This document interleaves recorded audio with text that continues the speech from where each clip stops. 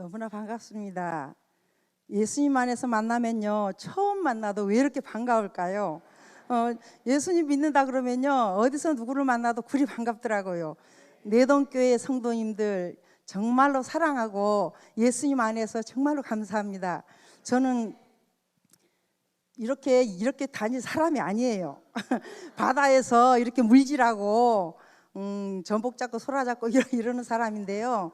그냥 바다에서 잔잔하게 그 주님과 동행하면서 누리는 그 삶을 우리 목사님께서 귀하게 보시고요. 그냥 목사님이 가라 하시니까 나 같은 사람도 보내주시는구나 아멘 하고 그냥 왔어요. 예, 여러분들 좀 제가 좀 무식합니다. 그러니까 좀 실수하더라도요. 그냥 그러려니 하시고 여러분들이 그냥 감사함으로 받으면 버릴 것이 없다 그러잖아요. 나도 여러분들도 감사하는 마음으로 받아주시면 감사하겠습니다.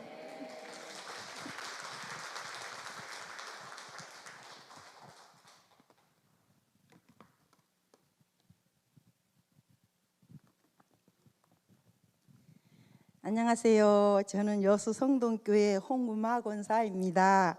4시월 만난 것이 아무것도 없는 저를 이렇게 귀한 자리에 세워주신 우리 주님을 찬양하며 하나님께 영광을 돌려드립니다.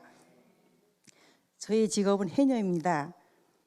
해녀들은 바다에서 물때에 따라서 일을 해야 하는 직업이기 때문에요. 주일 성수하기가 어려운 환경에 있습니다. 하지만 저는 지금까지 나름대로 착실하게 주일을 성수하고 11조 잘 드리고 모든 예배와 새벽 기도까지 거르지 않고 신앙생활을 열심히 해왔습니다. 이렇게 열심히 믿으니 구원받겠지 하면서 최선을 다해서 신앙생활을 했지요. 성동교회 저희 담임 목사님께서 부임하시고 성장반과 예수님의 사람 제자반을 시작하실 때 배우지 못한 것이 한이 맺힌 저는 무엇인지도 모르고 무조건 배우는 것이 좋아서 가장 먼저 신청을 했답니다. 그런데 한 단원 한 단원 배워가면서 깨닫게 된 것은 내가 그저 열심히 있는 종교인이었다는 것입니다. 내가 이렇게 최선을 다해 열심히 신앙생활하니까 주님도 당연히 내 곁에 계시겠지 생각했지만 실제로 삶 속에서 주님을 생각하지 않았고요. 이렇게 열심히 신앙생활하면 주님도 당연히 내 곁에 계시겠지 하지만 실제로 삶 속에서 주님을 생각하지 않을 때가 많았어요. 그리고 주님 안에 머무는 것이 아니라 주님 밖에 있었음을 알게 되었습니다. 예배 드릴 때는 열심히 예배 드리지요. 아멘 하면서 정성껏 예배 드렸는데 집으로 돌아오면 그날 설교 제목조차도 기억하지 못하는 때도 많았어요. 무언가 모를 마음에 공허함이 있었습니다.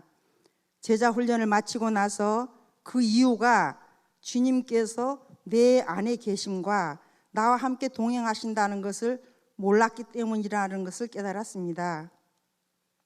제자 훈련을 마치고 교회에서는 동행일기 과정이 시작되었습니다. 저는 겨우 핸드폰 문자 정도만 할 수 있었고 카톡도 잘 사용할 줄 몰랐습니다. 도무지 무엇을 어떻게 해야 될지 몰라 당황하는 나에게 목사님, 권사님, 집사님들이 모두 한 마음으로 가르쳐 주셨고 부끄러움을 무릅쓰고 열심히 배웠습니다. 부족하지만 지금은 예수동행 1기, 2기, 3기가 진행되는 3년 동안 계속 조장으로 섬기고 있습니다. 나 같은 부족한 사람도 사용하시는 주님을 찬양합니다. 처음에 동행일기 쓸 때는 부담이 되었어요.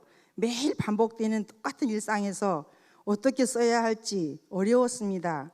그러나 우리 목사님 힘 빠지지 않게 벗이라도 해드리자 이러한 마음으로 쓰기 시작했는데 3년이 다 되어가는 지금은 완전히 몸에 밴 습관이 되어서 거의 매일 일기를 올리고 있습니다. 동행일기를 쓴 지 3년이 되니 자연스럽게 아침에 눈을 뜨면 예수님 하고 부르게 되었고요. 시시때때로 옆에 있는 친구에게 이야기하듯 주님께 묻기도 하고 말씀도 드리고 그러면서 하루를 보냅니다. 저녁이 되면 하루를 돌아보며 사랑하는 이에게 사랑 편지를 쓰듯이 동행 일기를 쓰면 알 수 없는 기쁨과 뿌듯함이 있습니다. 잠시 제가 작년 이맘때 쓴 예수 동행 일기를 읽어드리겠습니다. 22년 10월 12일, 제목은 두려움과 담대함입니다. 일어나서 예수님을 불렀습니다.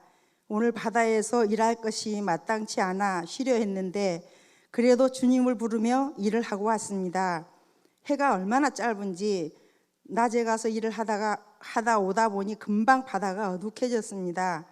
일을 마치고 수요 예배에 가려고 택시 타고 밥도 못 먹고 단감 하나 깎아 먹고 서둘러서 갔는데 다행히 지각은 하지 않았습니다.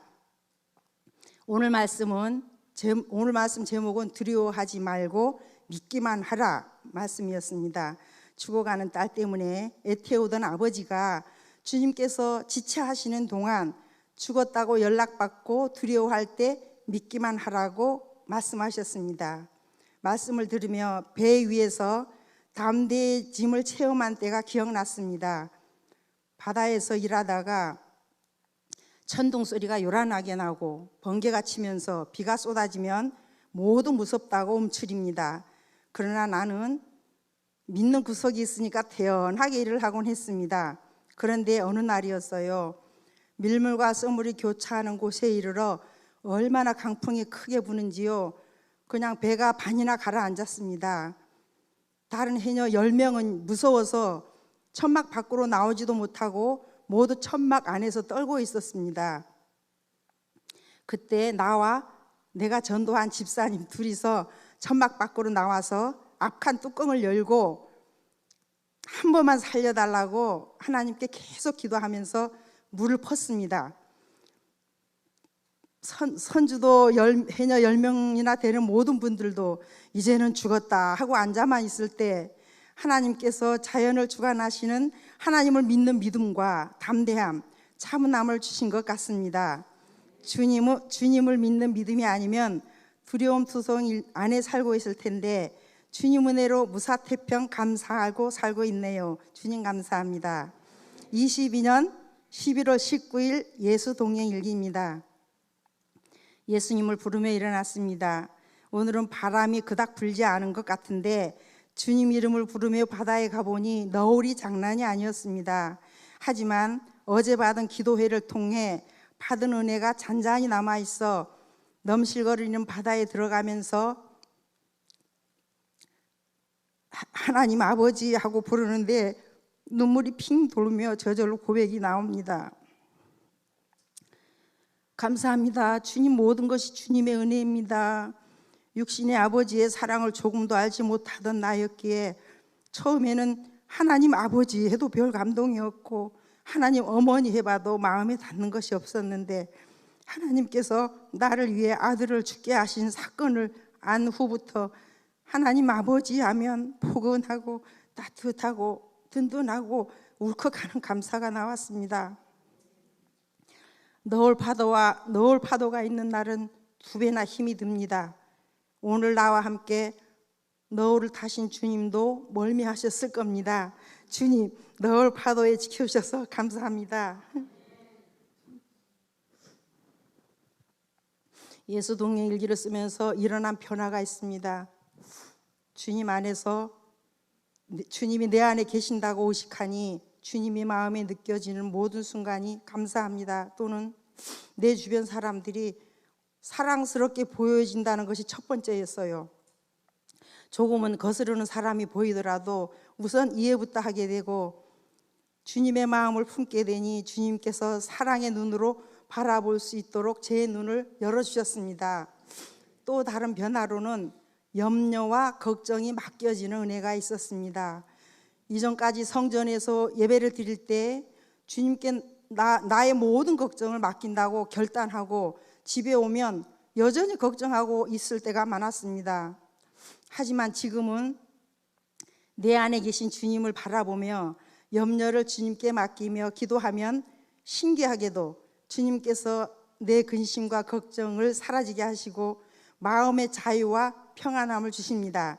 주님께서 나의 짐을 맡아주십니다. 무엇보다 예수 동행 일기를 쓰며 변화된 가장 큰 변화는 수십 년 동안 끈질기게 끊지 못하던 고질적인 죄를 단번에 끊게 된 것입니다. 바다에서 일할 때 해녀 동료들은 해도 되는 일이라고 하면서 이전부터 양심에 거스르는 일들을 했었습니다.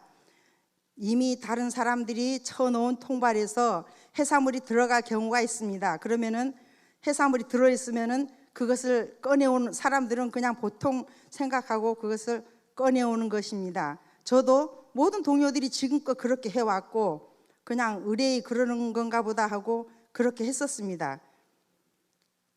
큰 죄책감 없이 다들 그렇게 하니 뭐 그렇게 해도 되겠지 하며 다른 사람들처럼 해왔는데요. 그런데 예수 동행 일기를 쓰고 난 후부터는 양심의 가책을 얼마나 심하게 느꼈는지요. 그렇게 행동을 취하려고 하면 명치 끝이 조에 와서 깊은 숨을 쉴 수가 없었어요.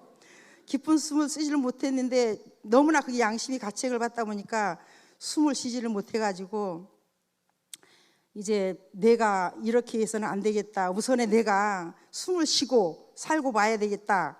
그렇게 생각하고 내가 살기 위해서 남에게 손해가 되는 이 행위를 완전히 끊어야 되겠다 생각하고 주님께 지금껏 잘못한 것을 회개했습니다.